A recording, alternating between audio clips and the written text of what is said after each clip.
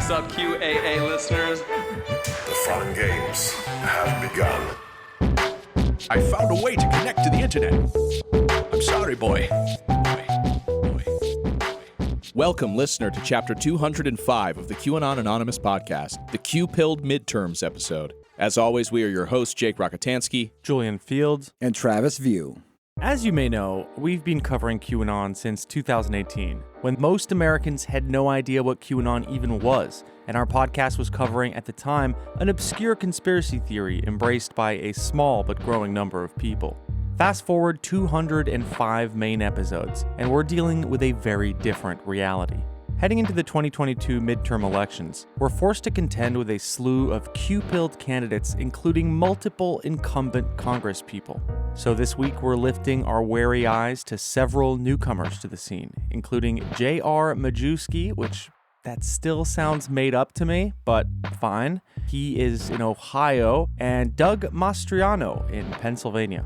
For help with the latter, our guest is Ryan Briggs, a reporter for the Philadelphia Inquirer who has covered Mastriano in the past.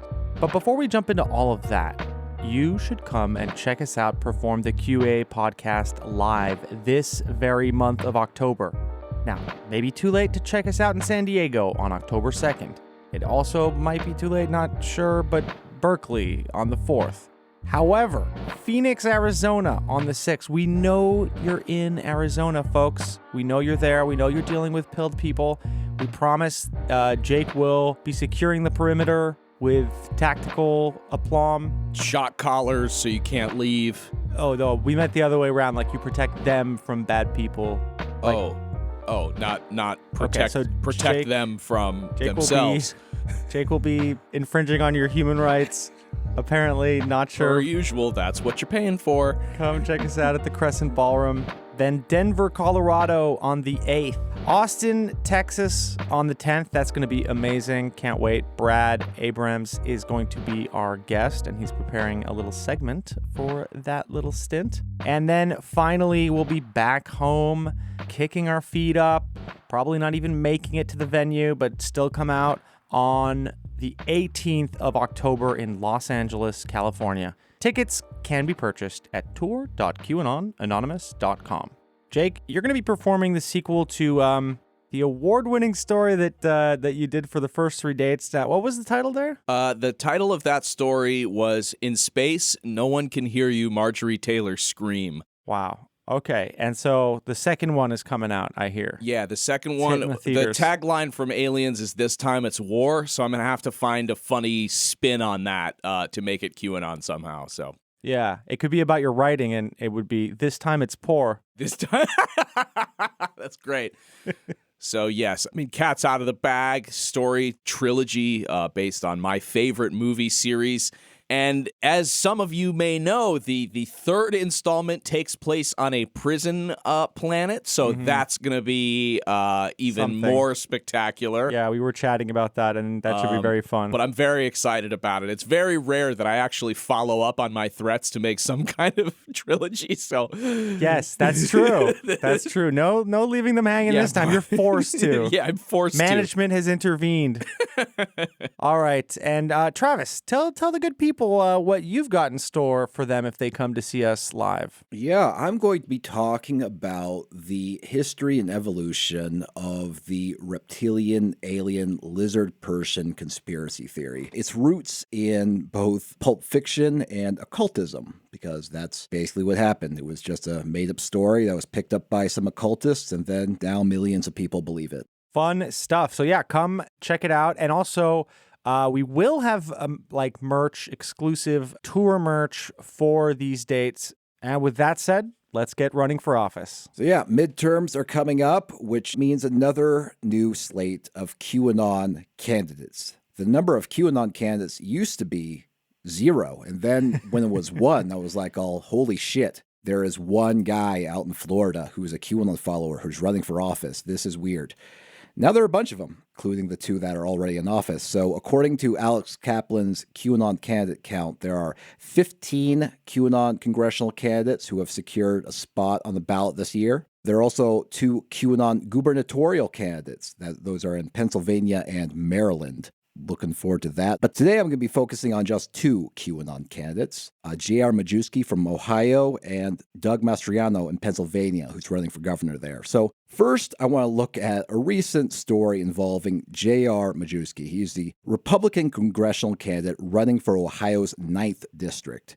Majewski is running to unseat longtime Democratic Representative Marcy Kaptur. This is a seat that Republicans could have picked up, according to some analysis I read. So the district was heavily gerrymandered by Republicans in 2011, and the incumbent has been serving since 1983. So it could run on the idea of fresh blood in the House. But Republican voters in the district decided to choose the craziest person for the candidate in the primary. So looks like it might not go their way, at least according to the polls. Now, first of all, I want to say that Majewski has blocked me on Twitter, even though I have never mentioned him or interacted with him one time. That's very sus. You know someone is kind of Q, involved when they just seek out Travis View and block him in advance. Yeah, just preemptively block me. This is very strange. That wouldn't fly if you were elected. Okay. Here we go. Yeah, do it again. Threaten you. There's precedence now. He is extremely litigious. I don't fully understand why the Constitution says that you have to unblock me on Twitter if you're a member of Congress, but I'm rolling with it, and I will have my Jewish lawyer send you a threatening letter, just like I did with Marjorie Taylor Greene. Now, why would we specifically say that about the lawyer? Well, he said that about himself, by the way. He said that. Yeah, he said that about himself, but that's a word they can use, Travis. Okay, all right. It's like Jay-Z. It's like Jay-Z said in various rap musics. You get you a Jew. If you want to. Okay, all right. If you want to. I've made it worse somehow by bringing it up. All right, yeah, he can say it, I guess. I'm not offended. Right. I wasn't offended by what you said, Travis. We do tend to make pretty good lawyers. Not me. Much to my parents' you chagrin. would make an awful lawyer. No offense. I love you. You're amazing in many other ways. If you defended somebody, they would somehow be convicted of stuff they weren't even originally accused of. I would be good at the performance aspect of it. Sure. I would be good at appealing. Oh yeah. I would be good at appealing to the jury, but then they would check their notes and be like, well, "Wait a minute, this is all made up." Majewski is a QAnon promoter. At one point, he even claimed that he believes everything that has been put out by Q, and that Q is military intelligence. I never, like I said before, it's not that I believe in it. I believe in everything that's been put out from Q. What I think is, like I've said before, I think there's been conflation between people that join or get involved. They don't do their own due diligence. They just they think that they know. They become arrogant, and a lot of it has to do with the fact that there's these boards, and these boards kind of propagate a certain mentality, a certain behaviors, and they manifest themselves in other people, and then they start conflating with other, schools of thought like Follow Ball, and then they twist and they smear what Q's trying to put out, which is military level intelligence, in my opinion. And those two don't mix. They have certain points where they're aligned, but they have totally different, intentions to certain degrees. Wow. I wonder where Fall of the Cabal was inspired. Yeah, the totally different thing. Yeah. I mean, it's funny is that this is something that some QAnon followers say a lot, where it's oh no, the Q drops are pristine and perfect and flawless, but it's those other QAnon followers who spin out their wild theories that make QAnon look bad. Why can't it be both? Majewski has also appeared on the QAnon show Red Pill 78 and talked about the Q drops. In addition to that, he painted a giant Trump 2024 sign on his lawn in blue, red, and white, and he showed it off on Fox News while wearing a shirt with a Q on it. So he's majorly Q-pilled. It's not an occasional subtle thing. Well, I'm not entirely sure it's fair to call him a QAnon candidate yet. So hopefully you have more evidence to present. Unsurprisingly, Majewski was at the Capitol on January 6th. Now, I'm bringing him up today because he recently found himself embroiled in some controversy because of claims he made related to his military service. In interviews, Majewski has repeatedly claimed that he was deployed to Afghanistan, such as this interview that he did. Did you serve in Afghanistan? Yes, I did. How many tours? 1.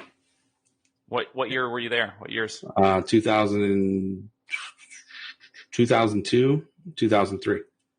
Wow. So you served right at the beginning. Yeah. What was that experience like? Tough. I don't like talking about my military experience. Not that not that we've said too much. I don't really like to divulge a lot of things about the military because, to me, it was a tough time in life.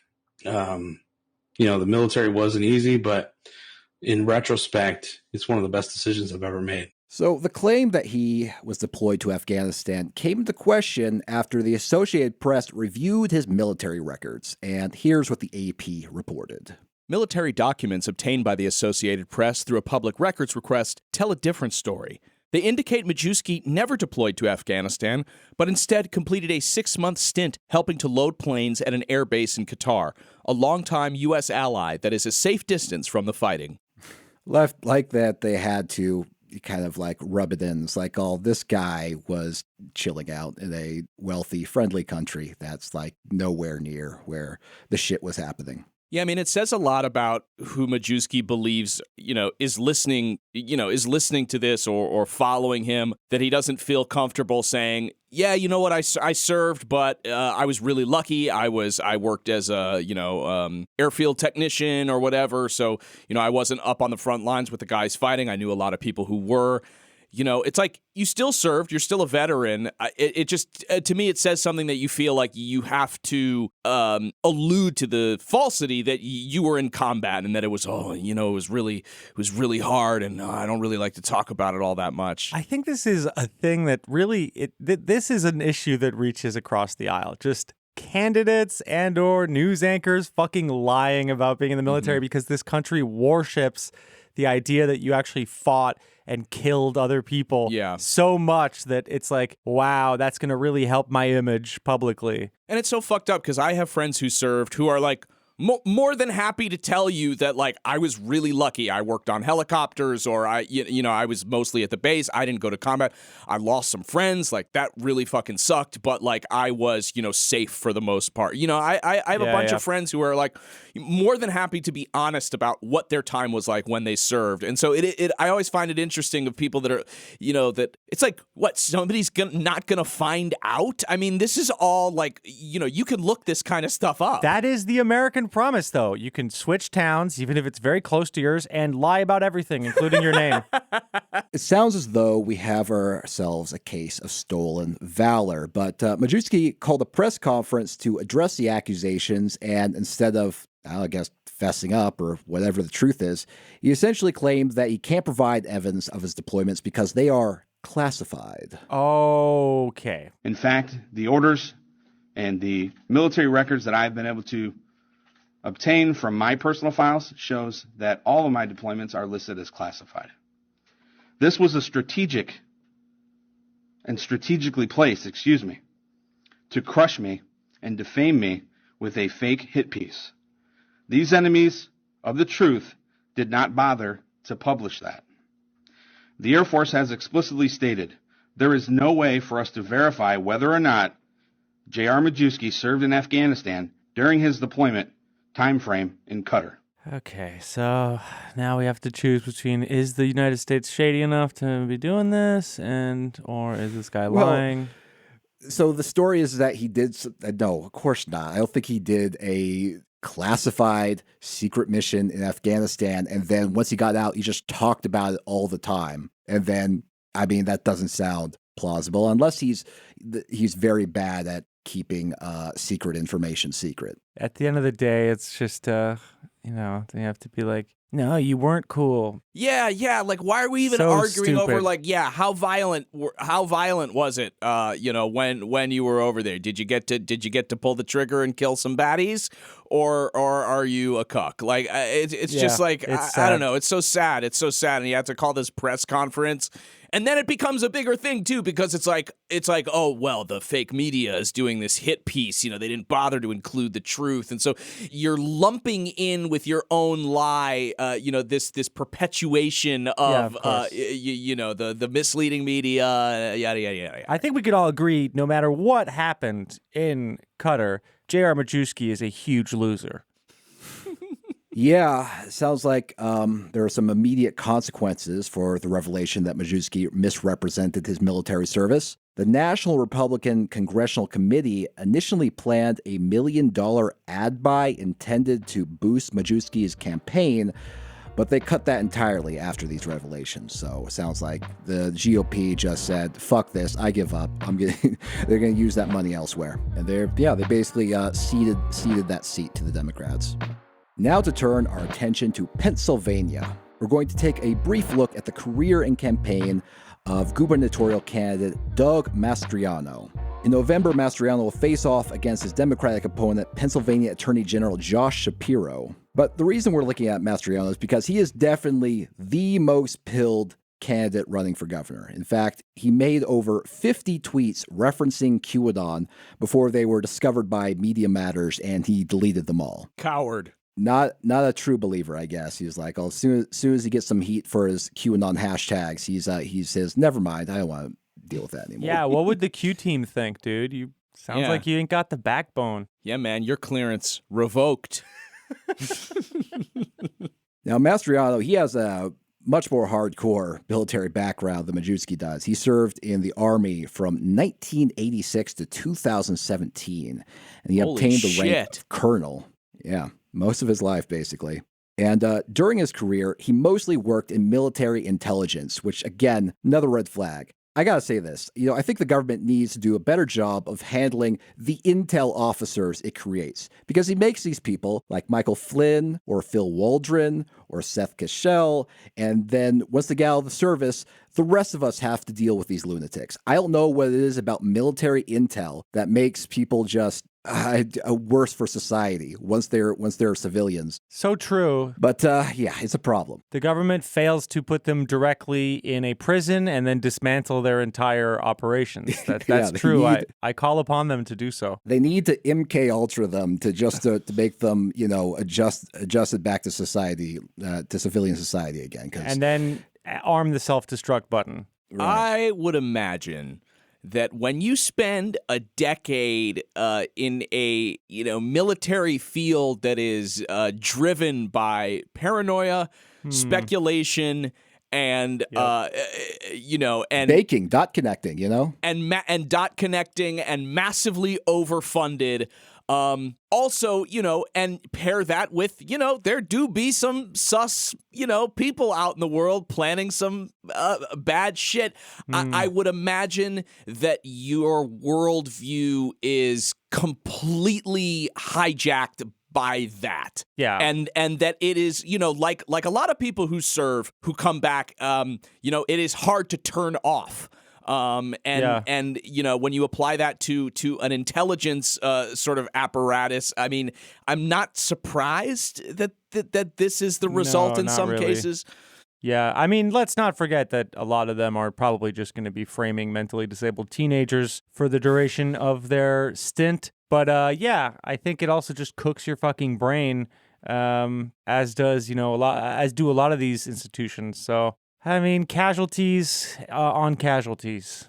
So Mastriano was a warrior and a scholar because he racked up advanced degrees like he was a trust fund kid with no direction in life. In 1992, Mastriano received a master's degree in strategic intelligence from the Joint Intelligence College. In 2001, he received another master's degree in air power theory from the Air University.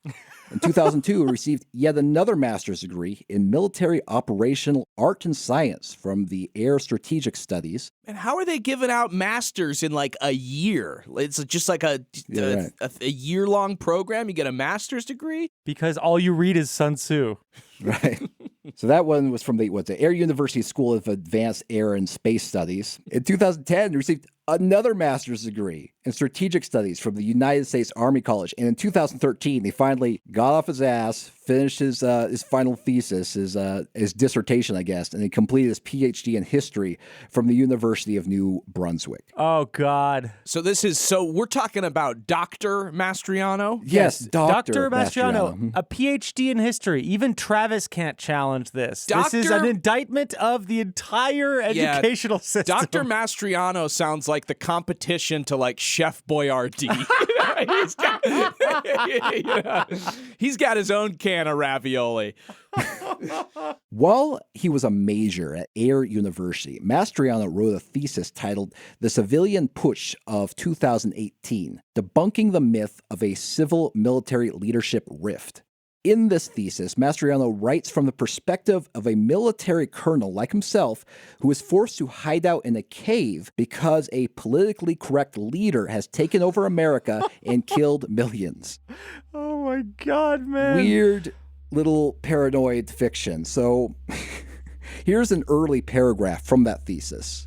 I, Colonel Nathan H. Green, am writing this from a self-imposed exile in an isolated cavern in the George Washington National Forest near Lexington, Virginia. I took refuge here shortly after the putsch occurred when the dictator, Benedict Aurelius, the radical, popular, and charismatic third-party leader, abolished the Constitution, dismissed Congress, and compelled the president to resign. While consolidating power, Dictator Aurelius declared martial law and conducted a massive purge. The purge went deep and impacted nearly every family in the nation, with millions perishing. Dictator Aurelius's form of political correctness was then imposed upon the populace, with scores being sent to re-education camps to adapt their views to his. Imagine reading this, and instead of putting him into a cannon and shooting him into the sun, you give him his PhD. You've clearly become smart, sir. The years of education have paid off because your brain is working great. The board is the one guy on the board is like, I don't know, Phil. I mean, it's a little bit out there, don't you think? And the other guy's like, well, I mean, this young man, it's clear that he's really got a penchant for creative writing, and I think we should nurture this. I think that we need more like him. He's going to go on to do great things, maybe even run for office one day. I don't know. This guy kind of seems like a tapeworm in Tom Clancy's stool. Let's go for it. Maybe they'll do an episode on him on an obscure podcast about conspiracy theories. I don't know. Yeah, I mean, I guess I don't understand military education necessarily, but I understand how you could get a master's degree writing dystopian fiction about what happens when the military gets too woke. It's not even that good. There's not a ton of lore. It's like woke dictator gets into office, kills all the families, and like installs his woke agenda. Like it's basic plot points. There's no like interesting details here. Nothing's really been fleshed out. But that's okay because everybody who's reading it and involved in that education is so fucking Cold War cooked that they're like, wow, what a great satire of communism and the threat that it poses. Yeah. One of the good things about the thesis is that I think it does provide a peek into his worldview, and that's illustrating this the second passage that I have pulled from the thesis. Two trends transformed the military, which occurred along the lines of a classic encirclement, the maneuver of choice to defeat an adversary. On one flank, the foundational morality and traditions were under assault in what was called a culture war, where America embraced relativistic morality. The last institution to cling to the Judeo-Christian worldview was the military. The advocates of political correctness saw this as a threat and compelled the military to adopt and promote moral relativism. Until this occurred, the military was perceived as a dangerous, politically incorrect culture which stood in the way of a larger cultural transformational agenda. The assault started with the insertion of homosexuality into the military. Wow, dude, the military started to fall because a finger found its way into my butthole while I was getting a blowjob. I mean, these people are so fucking stupid, and anybody who looked over this and gave this guy anything but the door and long solitary confinement for brainworms, it is mind-boggling, and I think this is perfect representation of everything I've been ranting about. So fucking have at it, sir. Mastriano, Mr. Fellow Italian, let's go. So he does provide a little bit more lore in sort of like how America fell. And I kind of want to talk about this thesis for the rest of the episode, but I'm just going to provide just one last paragraph where he talks about a certain event that led to the downfall of the United States. I just read ahead and it says Pearl Harbor of space. What the fuck? Go ahead. Internationally, the U.S. was paralyzed for 6 months by an attack called the Pearl Harbor of Space, where adversaries destroyed our vital space assets, while foreign automation hackers simultaneously launched a devastating cyber war against our computer networks. As the country endeavored to recover from these assaults, the Sino-Russian alliance attacked America's vital interests abroad with massive Chinese offensive. Oh, we're getting everybody in here. I love to have vital interests abroad in like almost every country. With massive Chinese offensives in Asia and the Pacific and a Russian Federation attack into the Middle East. These setbacks corresponded with the creation of a UN army and a unified European Union military, which replaced the US as the technologically dominant global force. In the end, the competing interests of the United Nations and the European Union neutralized US hegemony. Economically, the European Union and China became aggressive rivals against US interests. Domestically, life was bleak, with a rampant drug culture, hedonism, and a plethora of alternate religions dominating the American youth. We were a people without vision or direction. Oh my God, dude. The military is it's just a red pill. It's all just, the whole thing is a fucking red pill and they love it and it's how it goes and we've been cultivating it for years. And we fucking wonder why QAnon took such root. Mastriano viewed his military career through a religious lens. For example, he was initially deployed on the Iron Curtain in Germany during the final years of the Cold War. He viewed himself as a defender of the West against atheistic communism. When Mastriano deployed to the first Gulf War, he claimed that God favored the United States on the battlefield. In late February of 1991, Mastriano's unit was about to face Saddam Hussein's Republican Guard when a sandstorm struck. In Mastriano's telling, this sandstorm was perfectly timed to blind the Iraqi forces, allowing Allied forces to break their line. Days later, a ceasefire was announced. When Mastriano relayed the story to the podcast Crosspoint in 2018, it claimed that this was a miracle caused by prayer. I don't know why a lot of times this doesn't come up in the factual history of Operation Desert Storm. I guess we want to beat our chests because we were well trained, we had great equipment, but there was a lot more to it. God did something powerful, and he answered the prayers. Well, somebody might say out there, the skeptic, oh, you were just really lucky. It's interesting that luck was so precise that it happened the first minute that our first tank was in Iraq. Okay, and how long did it stay? It stayed that way until 8 o'clock in the morning on 28 February, the minute the ceasefire went into effect. What's even more interesting to me, though, is that wherever we liberated, whatever zone that was behind us that we'd liberated, and the American and Allied forces were located, the wind went back to its normal direction behind us. But where we needed to stay with the Iraqi forces blowing in the opposite direction, it did. If you look at Landsat photos, this old satellite photos from when Saddam Hussein put all the oil wells on fire in Kuwait, you can see the wind blowing in the proper direction before we entered Iraq and then shifting and staying that way until the war was over. So God saved thousands of lives because people prayed. We humbled ourselves before God and he changed history. Wonder why the history books don't mention the power of prayer that caused God to change the direction of the wind. For the next 3 decades, Mastriano continued to serve in the military in Iraq and Afghanistan, where he appears to have developed a dim view of Islam. As the New Yorker reported, he has often spread Islamophobic memes online. In one, he spread a conspiracy theory that Ilhan Omar, a Democratic congresswoman from Minnesota, directed fellow Muslims to throw a 5-year-old over a balcony. Another, he shared a graphic that read, quote, Islam wants to kill gay rights, Judaism, Christianity, and pacifism, which I don't know why he would be mad at Islam for wanting to kill gay rights. It seems like he'd be on the, if that was the case, they would be on the same page there. That's the classic, you should be on our side because, like, actually, they're going to take your shit away, too. I love women. That's why I hate the hijab. Yet another, he encouraged the idea that the fire at the Notre Dame Cathedral in Paris was started by Muslims, captioning a photo of 2 dark-skinned men grinning, quote, something wicked this way comes. In 2019, after retiring from the military and teaching at the U.S. Army War College, Mastriano decided to run for office, and he soon began attending events held by a movement called the New Apostolic Reformation. So This is a loosely linked network of charismatics and Pentecostals that, over the past decade, has played an influential role in conservative American circles. Many members believe that God speaks to them directly and that they have been tasked with battling real-world demons who control global leaders.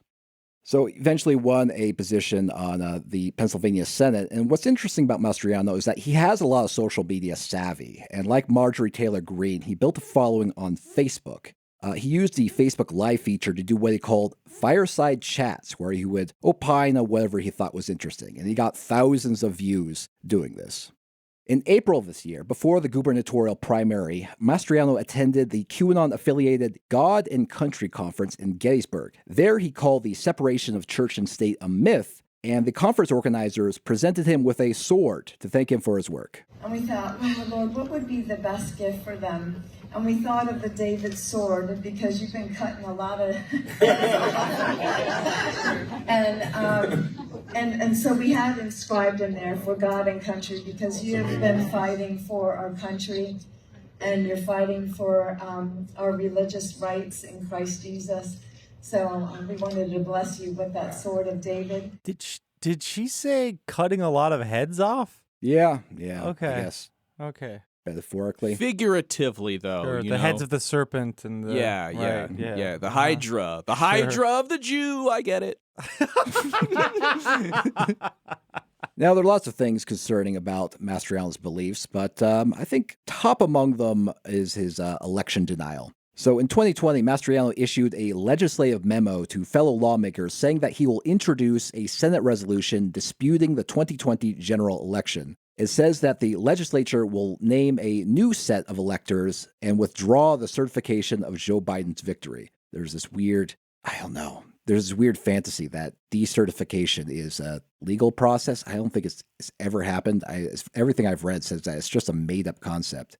On January 6th, Mastriano spent about $3,300 to charter buses to ferry 135 supporters to Washington for the Stop the Steal rally using campaign cash. He later says that he left before things got violent, but video revealed that he crossed police lines. He has since been interviewed by the January 6th committee.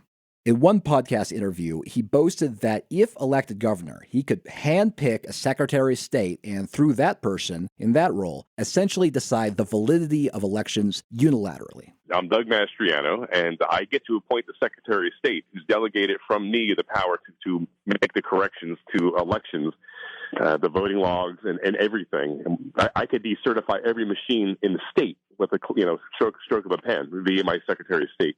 I already have the Secretary of State picked out. It's a world-class person that knows voting integrity better than anyone else in the nation, I think. And I already have a team that's going to be built around that individual. Ron Watkins.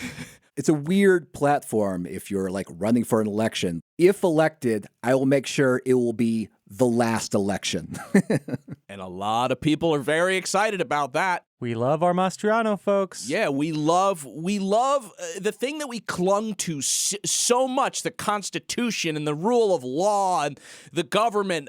We don't care about that anymore. We actually just want our guys in. To talk more about Doug Mastriano, we are now joined by Ryan Briggs. He is a reporter for the Philadelphia Inquirer who has covered Mastriano.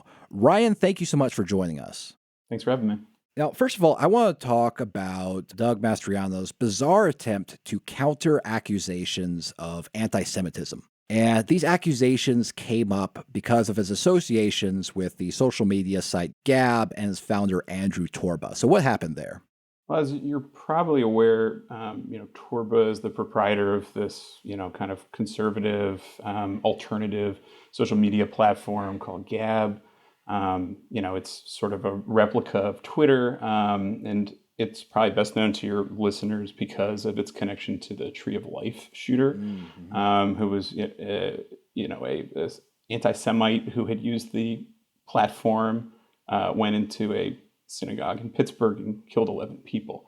That obviously tainted the platform's reputation for a number of people for, very understandable reasons, especially here in Pennsylvania. Earlier this year, it had come to light that Mastriano had paid something like $5,000 to Gab I believe his explanation was that it was for advertising, but that came to light actually, I think, in interviews with Torba himself, and obviously caused a lot of sensation here locally that he had connected himself financially with that platform, in addition to obviously having a connection to Torba outside of just that payment. In order to counter these accusations, he received the endorsement of a rabbi named Joseph Kalokowski. And so in your reporting, you uncovered some unconventional beliefs held by the rabbi. Yeah, Kolakowski is an unusual figure. He's a Hasidic rabbi, although he's, I would say controversial even amongst Hasidic rabbis. He had been in trouble for taping himself on the Sabbath going to a monster movie festival and had, other Hasidim yelling at him online. And so, he's already from the jump kind of just controversial, within that denomination. But obviously, what caught our eye was that he had, prolific YouTube content musing about, human alien hybrids, his thoughts about secular Jews and how they, can't be victims of anti-Semitism because when they lose their faith, they sort of lose, the right to call themselves Jews. And I mean, he goes on extensively talking about, Adolf Hitler and how he may have been a reptilian shapeshifter. Other targets of, his ire, I would say, he kind of regarded in a similar light as, people who were not fully human. So that was kind of the theme through a lot of his YouTube content. And that's what, we noticed. It is interesting to have a rabbi promote the idea of some sort of hybrid shapeshifter, because usually that's what the Jews are accused of being. Well, yeah, I point you back to that comment I was making about how, again, if you're a secular Jew, if you don't sort of fall into the right religious category, that this guy is defined, then you lose your right to that. So he's like, yeah, all that stuff, the George Soros stuff, that's not even anti-Semitism. That's anti-reptilian, essentially. Yeah, right. Soros deserves it. Yeah, exactly. In fact, I have a clip here of Kalokowski expressing his view about the race of Hitler. What you have to learn is that Hitler himself came from this Erev Rav lineage, and a non-human Erev Rav lineage. I mean, there's a reason why he never took off his boots. Was to hide the fact that his feet were reptilian in nature, because he came from this non-human race, a demonic race. He was a hybrid. The term Erev Rav, Erev means mixture. So Erev Rav could be translated, it's usually said the mixed multitude.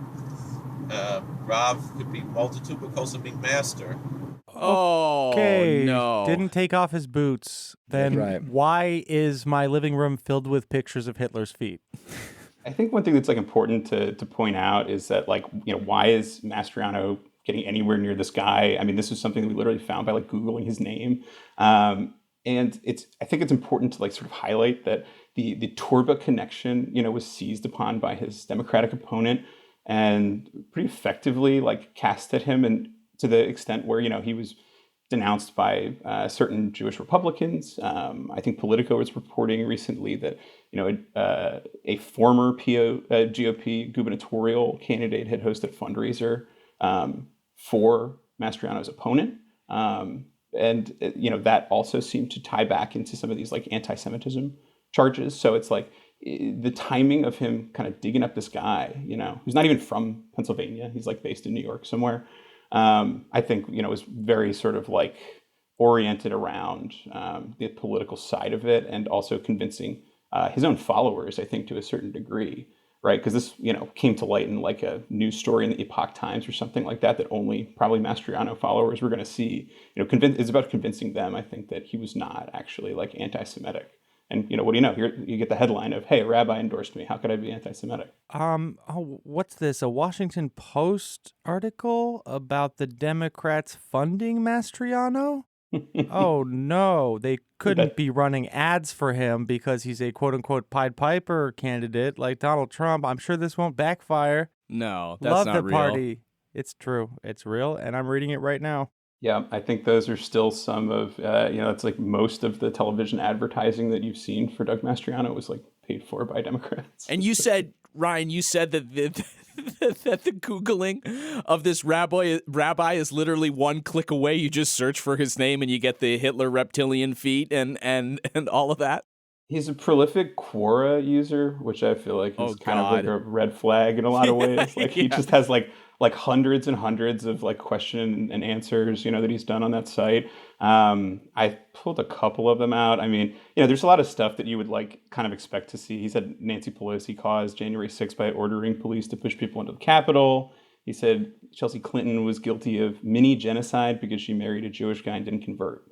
So, I mean, that's like sort of the stuff that you find by, again, typing his name in and like his Quora profile just pops up. Here's a quote from the Washington Post. Sorry to interject here. Democratic gubernatorial candidate and Pennsylvania Attorney General Josh Shapiro spent an estimated $855,000 boosting Mastriano in an ad calling him one of, quote, Trump's strongest supporters and talking about his belief that the 2020 presidential election was stolen. The ad notes that if Mastriano wins the primary, it would be, quote, a win for what Donald Trump stands for. Shapiro spent more than double what Mastriano spent on his own ads. So, yeah. Well, so I guess the rabbi is not the only Jewish person supporting him? Yeah, I mean, it's obviously got the echoes back to 2016 in Pennsylvania, right, where it's the same, well, nationally, right, where the Democrats are saying, oh, we want Donald Trump because he'll be a weaker opponent.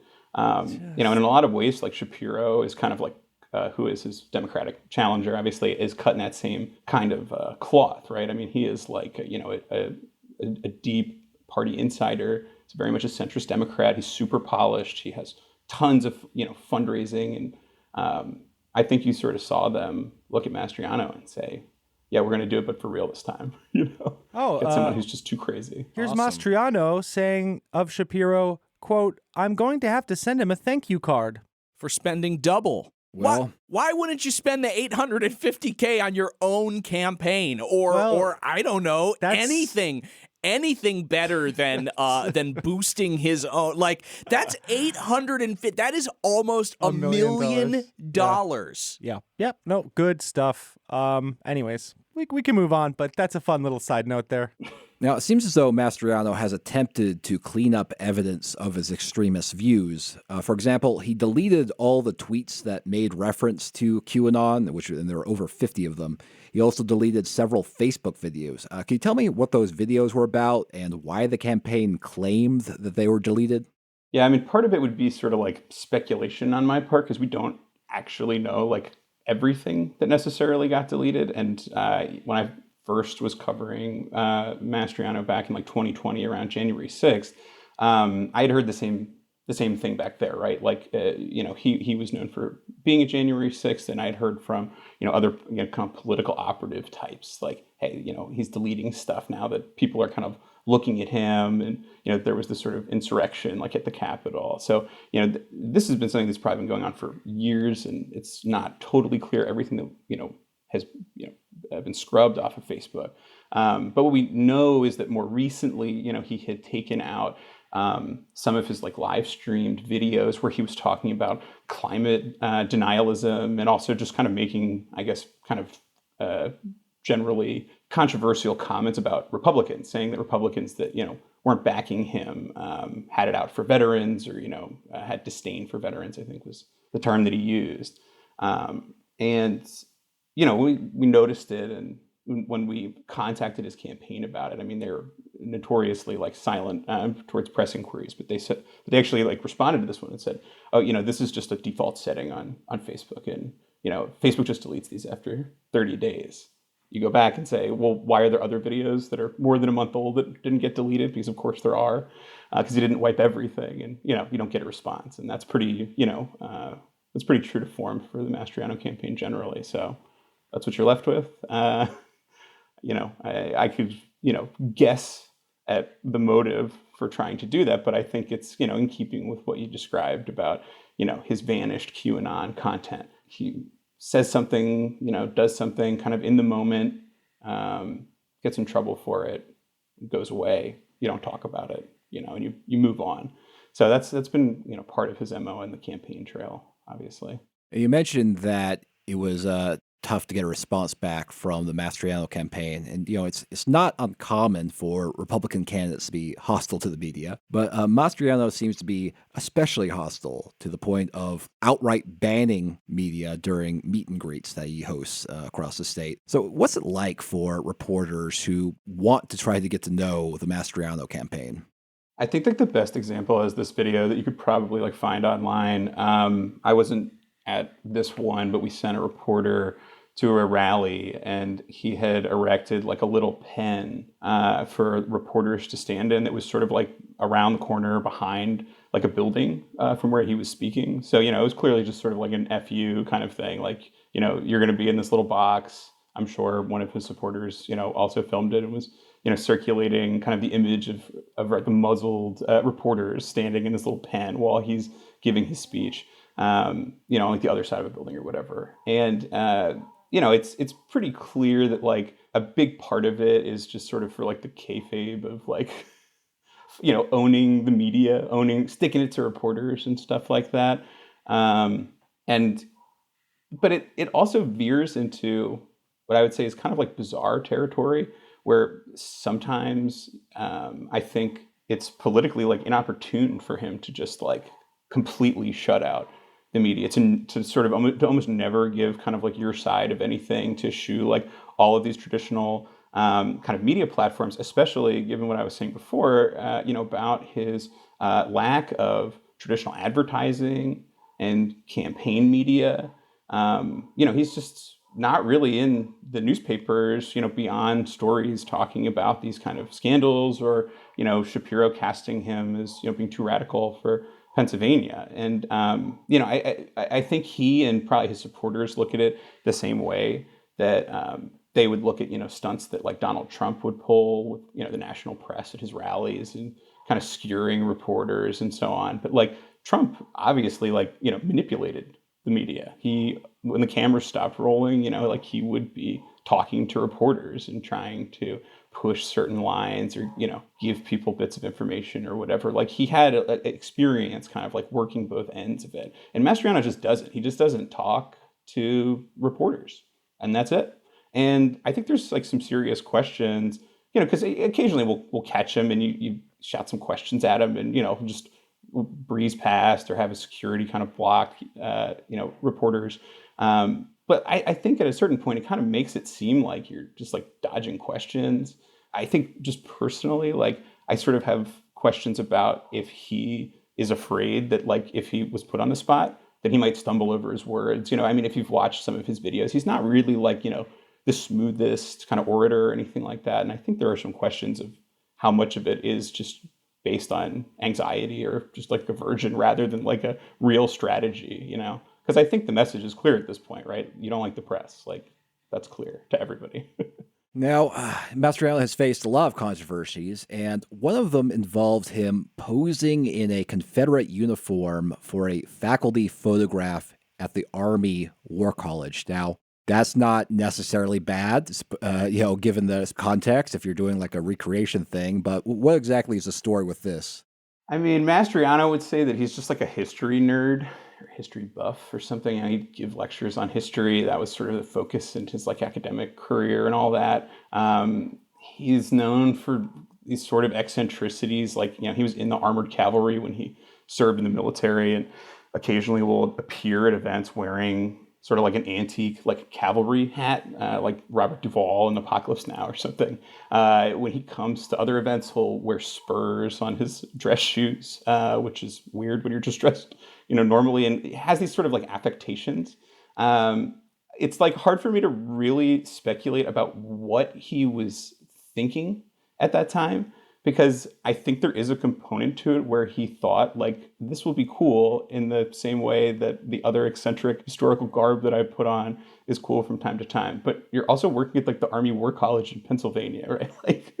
What are you doing wearing a Confederate uniform? And I can't really explain much more to that decision beyond that, that's something for Doug to answer. Yeah, and what's striking to me is that in that photograph, he is the only person wearing a Confederate uniform. It's one thing if you're like with a group of people, and you're like... I'll say, because his campaign will get mad about this if people don't mention it, but there was one guy who was dressed as like a Swiss guard or something. And he was like, that's not fair. Everybody was dressing up. Yeah. Mm-hmm. Mastriano, I think his campaign is unique in that it's joined by a couple of prophets, like more than one, people who claim that they can channel messages directly from God. One of these prophets who spoke at a campaign rally for Mastriano is a man named Lance Wallnau. And Wallnau has made a number of bizarre statements. He, for example, has claimed that environmentalists are possessed by demons. He has prayed that God would overturn the 2020 election. And he's also praised President Vladimir Putin as a, quote, good dictator. He's also called President Joe Biden the Antichrist. In one video clip, he even once claimed that an anointed cake saved a man from homosexuality. I read a testimony today about an owner of a bar who was gay. And this is crazy. Now, I'm not saying this is going to work for you, but some hookers that were in his bar got saved. And they got saved because one of the guys who used to hang out there got saved. And they baked a cake for the owner of the bar, who was gay and very adamantly anti-Christian. And they basically prayed over the cake. It was an anointed cake. And they made the cake and gave it as a gift. And when he ate the cake, I know this is strange, this is Ed Silvoso's testimony, it's not mine. The power of God hit him while he was eating the cake. And he went back to the guy at the bar and that had given it to him, that he knew got religion. And he said, what the heck? He said, I had a weird experience eating your cake. And he said, well, that was the presence of God. He ends up leading the guy to the Lord and baptizes him, and when he gets baptized, the guy gets delivered. And the spirit that was working him got broken off. I'm telling you, it's a story. That's the only prophet. Another one of these prophets is Julie Green, who we happened to mention in the last main episode about Clay Clark's Reawaken tour. Green claims that she used to receive messages from God infrequently, but now they come to her up to twice a day. I've been prophetic for probably 7-8 years now, maybe even 10 or more, but they didn't start coming this fast like this up until about last year, about July or August of last year. I was getting them maybe once a month starting last year. Then all of a sudden they once a week and then once a day. And it was just like, there was even sometimes it was twice a day. That's got to make you feel good when God reaches out more frequently. Yeah, he's hitting me up twice a day. So obviously it's common for, political candidates to seek the endorsement of religious leaders or religious leaders to, endorse someone. But what's with the prophets? This is, part of these kind of allegations that Mastriano and some of the, figures that you just mentioned, like Wallnau, are part of a larger movement called, the New Apostolic Reformation, which is like a very vague kind of group. A lot of people that get lumped into this category don't really acknowledge like that it exists or that they have a real tie to it, but it's essentially this kind of, philosophy movement that promotes the creation of like a new Christian hierarchy that's kind of, separate from, Catholicism or, most, mainstream Protestantism.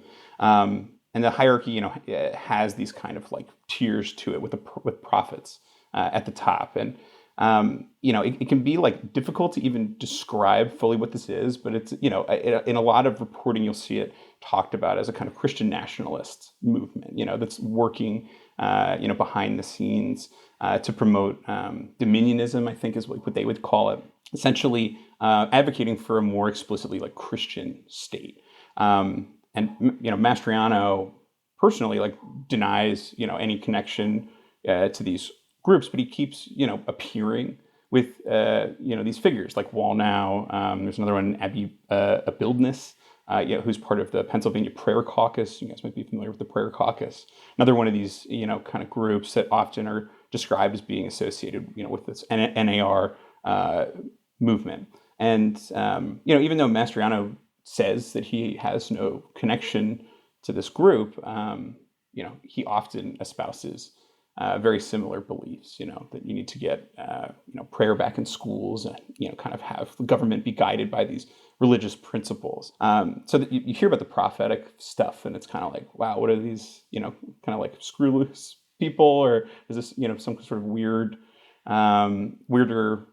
thing. And I guess there's like a comedic element to it, but it has like a deeper meaning, for sure. And I think there is something, worth taking pretty seriously about it, because these are people who are definitely tied to like a larger network, right? And they're, espousing these almost like theocratic principles. So that's where a lot of them are kind of come from in Mastriano's world. And again, it's one of those things of like, why do these people keep showing up, right? If there's no connection there. How much support has Mastriano received from the Republican Party more broadly? Recent headlines have led me to believe that his campaign is not doing that great. There was a recent one from the New York Times headlined, Mastriano's sputtering campaign, no TV ads, tiny crowds, little money. So yeah, it sounds like, from what I've read, Mastriano isn't very happy with the support he's received from the GOP more broadly. Yeah, I don't know if you caught the New York Times story about this recently, but one of his more recent live streams where he's kind of discussing the state of the campaign. I've watched him for years, and he usually has like sort of an upbeat, kind of cordial presence on these, videos that he records. And the most recent one, he seems like kind of despondent, and he's talking about this, and he's sort of saying that they've struggled to make any inroads with national Republicans. And I don't think it's like a secret necessarily that there's, sort of a schism happening like behind the scenes with the Republican Party nationally and some of these more like insurgent or like MAGA type candidates, right? Like there's been, friction between like McConnell and some of these like Peter Thiel backed people. And I think to like a certain degree, that's happening, with Mastriano's campaign. But it's also like a pretty important race in a lot of ways. And this sense that I get about Mastriano specifically and what kind of differentiates him from just these other campaigns that have sort of like butted heads with national Republicans is that there's just been sort of like open derision from some of the national Republicans at sort of how poorly his campaign has been run. And this, ties back to what we were saying earlier about the lack of like television advertising. It's not that, Doug will say, Mastriano would say that like he's just running a grassroots campaign, but the reality is that, his campaign is really strapped for money. And at the last filing deadline, I think he had like a couple $100,000, in his campaign account. And I don't know, to put that into any context, his opponent, Josh Shapiro, has millions and millions and millions of dollars to draw upon to pay for TV advertising and all of that. And I think just even from, his reaction when he discusses it on his stream or whatever, you can see that, I think they're a little concerned about it, and just sort of like, what is the strategy here? And you hear that from, groups like the RGA, where they're saying, look, we can't, back a campaign that, is in disarray or, isn't kind of, able to operate to a certain, standard. And it's not surprising that Mastriano might struggle with that because, again, this is a guy, whose primary political background is that he was a state senator for a couple of years, right? So this isn't somebody who, even if he was not trying to run an unconventional grassroots campaign, I think would probably struggle with just some of the, kind of basic aspects of running a large multi-million-dollar campaign operation. It's just hard. And so you've seen from Mastriano on the campaign trail is he's sort of stuck with stuff that he's like comfortable with. He goes around to churches a lot of times. You can see on Rumble, he'll post videos of his speeches, and they're usually at kind of friendly spaces like that. And that's been the bulk of his campaign. And I think that's good if you're kind of running just in South Central Pennsylvania, where he's from. But I think if your goal is to peel off, kind of moderate Republican voters in like the Philly suburbs or something like that, I don't think that that's going to really do it for you. I think you at a certain point, like you need money, you need media. Not everybody's going to tune into your Facebook stream, But that he's kind of stuck with more, I think, what he knew from before the before the gubernatorial campaign. Yeah, recently the chair of the Republican Governors Association, Doug Ducey, implied that he's not interested in helping Mastriano's campaign because he doesn't want to fund lost causes. He made these comments during an interview at Georgetown University. You would think that would be a huge pickup opportunity for Republicans, but Republicans nominated a candidate in Doug Mastriano who has fully embraced that populist agenda on the 2020 election, January 6th. I'm curious whether or not you still see that as truly a pickup opportunity. We're watching Pennsylvania very closely. Another axiom that we have at the RGA is that we don't fund lost causes and we don't fund landslides. So we're in a relationship with our candidate, but we're saying to the candidates, you have to show us something. You have to demonstrate that you can move numbers, that you can raise resources, and that you get this to the 5-yard line or the 5% line. And that's when the RGA parachutes in and punches the victory in. So Pennsylvania is a place where we think, in terms of the dynamics and the demographics, it is a pickup opportunity, but much of this is on the candidate. Yeah, it's another one of those, moments where, again, Mastriano hears this stuff and he says, well, look, Trump won Pennsylvania, right? Trump won Pennsylvania before, and he didn't spend that much money. He didn't run a traditional campaign operation. And, that's true. And it's like reasonable to an extent, but like it always sort of leaves out the part where it's like Trump was rich and famous already, right? And Doug Mastriano is not particularly wealthy and only famous kind of, to a certain degree. And a lot of that is sort of colored by infamy for many voters in Pennsylvania. So to, the Doug Ducey's comment, I mean, it's like, I think that this race is like going to be a lot closer than, polling might have you believe, because I think people are going to stick with like party affinity and vote, Republican, vote Democrat and so on. But like, I don't think it's going to be like a landslide, right? There's no indication that Mastriano is just cruising to victory here. So it's like, which is it, right? Yeah, I mean, according to polls, he's like 10 or 11 points underwater, but, Yeah, again, like I'll believe it when I see it, I certainly don't think that, there's a lot of indications that things are going very well for Mastriano right now, just using like traditional political metrics. But I would say that you see these polls floating around and where it's got Democrats up by double digits. And I don't know, I'll just say that much. Like I grew up in rural Pennsylvania. There are definitely plenty of people who think like Doug Mastriano, act like Doug Mastriano. And I think, what people might say to a pollster who calls them up out of the blue, right, might be different than, what they do when they actually like step into the voting booth. So I personally kind of look at that and I sort of am like, okay, maybe it's comfortable, but I don't know. Recently on Twitter, you observed that there have been a lot of new Twitter accounts boosting Mastriano's campaign, and they appeared very recently. Now, are you suggesting that there might be something inorganic about Mastriano's support on Twitter, or there's just a lot of recently enthusiastic Mastriano fans? It's hard for me to speculate. I don't know if I can imagine a campaign coming up with Doug Vember or Mastriano Monday as their meme, or hashtag to kind of like boost the campaign in the waning days of the race here. But I'll say that we like pulled up like the user creation data for a bunch of these accounts that all appeared in the last couple of weeks with names like Doug Enjoyer and Doug Sell that were all made, like sometimes like a couple minutes apart. And believe me, I've gotten like an earful from some of them after I like posted that on Twitter, and they say, we're just, conservatives, we're just gearing up for election day. Our accounts are always getting suspended or banned. So we have to create these like burner accounts to, get out there and stump for Doug.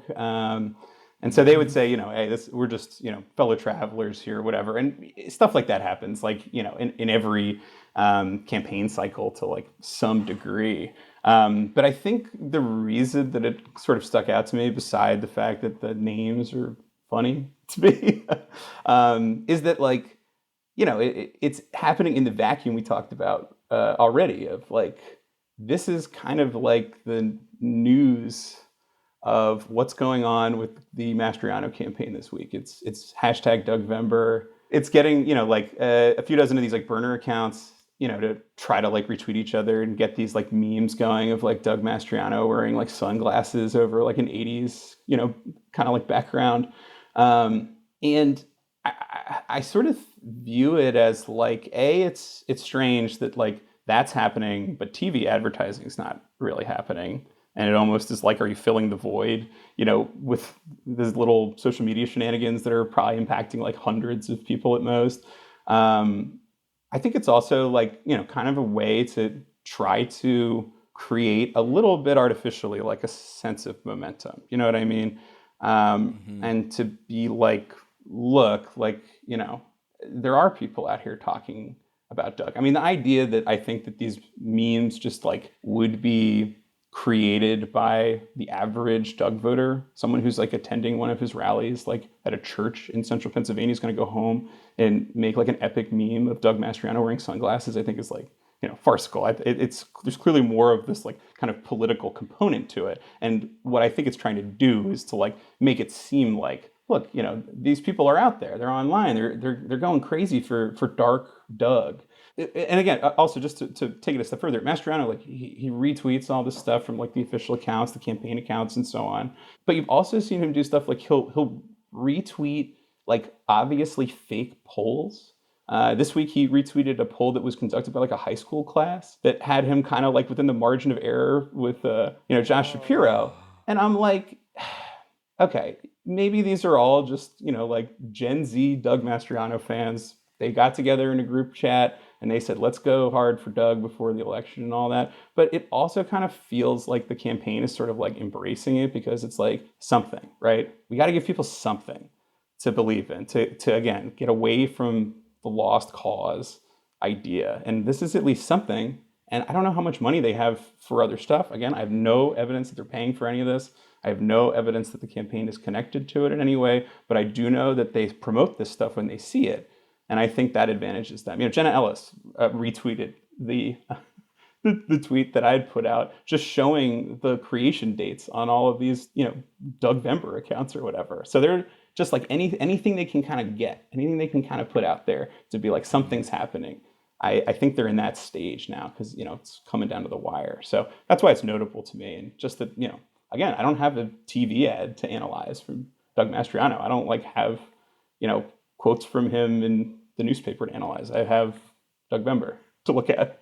So yeah, I suppose there's also no evidence that the Shapiro campaign is paying for Twitter Twitter followers. But I think you raised a really good point earlier that at least anecdotally, from what I've seen, you know, memes tend to sort of naturally spawn from somebody in a very public place doing a very sort of outrageous thing that has a lot of eyes on it. And then there is a sort of organic push to memorialize those moments in, you know, in the meme format.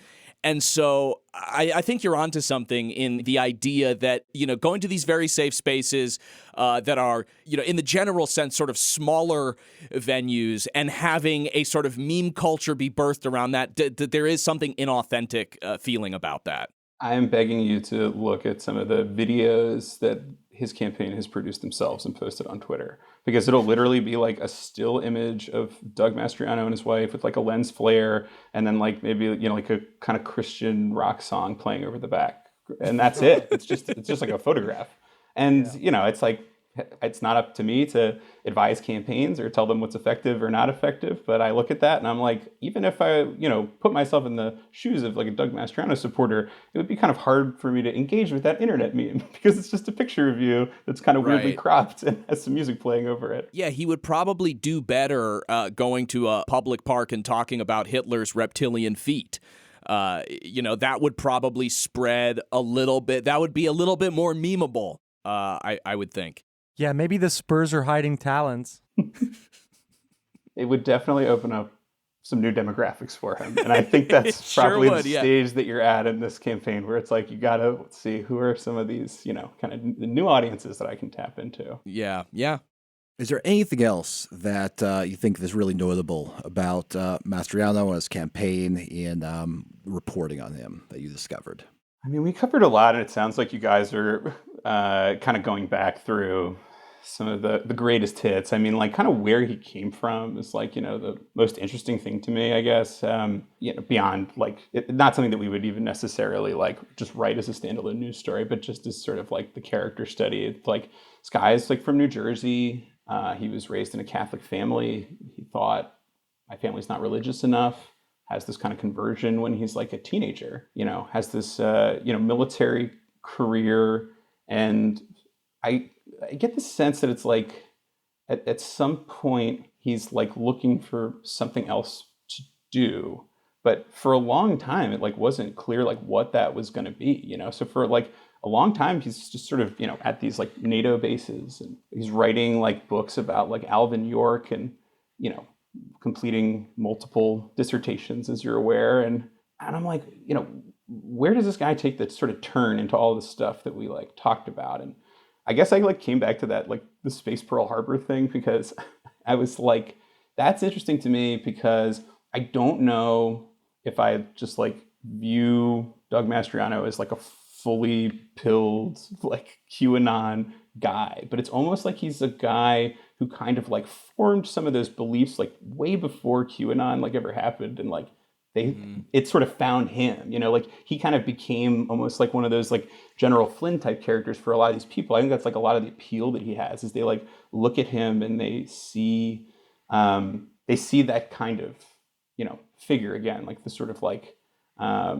authoritarian, traditional Christian American guy who can lead a state like Pennsylvania out of, a lot of areas have just been sort of locked in like this like downward deindustrializing spiral for like decades, and like people are mad, right? It's like that there's that same feeling that like Trump tapped into, and you see a guy like Mastriano, and like he sort of brings that like aura to like a lot of people. So just like where he came from, how he sort of got here is like fascinating to me, and all that. And it's such like in other ways like unlikely, I guess, for a place like Pennsylvania to have somebody like him be on the top of the Republican ticket at like this stage. Like our prior Republican governors were like obviously hewed to the center of the party and all that, and he's totally different than people who ran for this position in the past. Just that evolution, I think, is like interesting. But like again, I don't even feel like I like fully grasp all of it.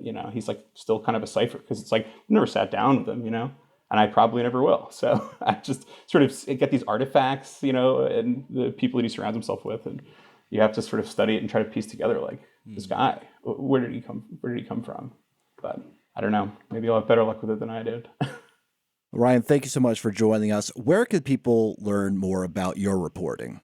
You can follow me and my colleagues at Inquirer.com. You can find me on Twitter at RW_Briggs.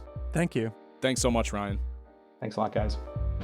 Thank you for listening to another episode of the QAnon Anonymous podcast. You can subscribe at patreon.com/QAnon Anonymous for $5 a month. Get access to a whole second episode every week, plus our entire archive of premium episodes and ongoing series. If you're already a subscriber, thank you. It helps us stay advertising free and editorially independent.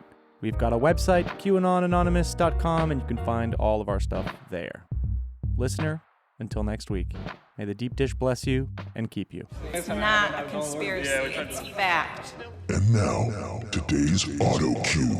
For 30 years, I wore the uniform of the United States Army. One of the biggest challenges, besides deployment, was serving in Alpha Company. There's a lot of pressure on these soldiers, There were suicides there, and that's when Doug came in, and he instilled discipline. He took it very seriously. He did not want any of his soldiers to be hurt. With a leader like that, things started to happen. I don't remember any more suicides. And so it's important for me that I bring everyone along with me and give everyone a hope and opportunity. I want every Pennsylvanian to know that I will have their back.